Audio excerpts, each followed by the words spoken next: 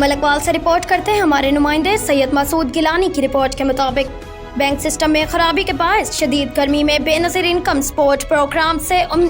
امداد لینے والی خواتین پیسوں کے حصول کے لیے ذلیل و خوار ہو گئی۔ وزیر اعلیٰ پنجاب اور وزیر اعظم پاکستان سے نوٹس لینے کا مطالبہ کر دیا۔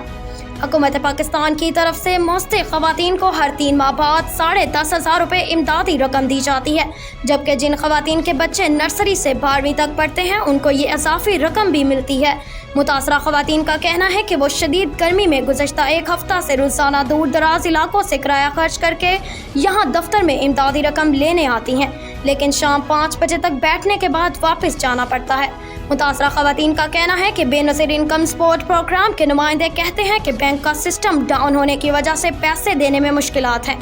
اس سلسلہ میں بے نظیر انکم سپورٹ پروگرام کے ترجمان کا کہنا ہے کہ ان کے نمائندے خواتین کو امدادی رقوم دینے کے لیے مقررہ اوقات میں موجود ہوتے ہیں۔ اس سلسلہ میں ضلع انتظامیہ کا بھرپور تعاون ہمیں حاصل ہے، لیکن متعلقہ بینک انتظامیہ کی جانب سے دن 11 بجے سے دوپہر 3 بجے تک سسٹم ڈاؤن ہو جاتا ہے،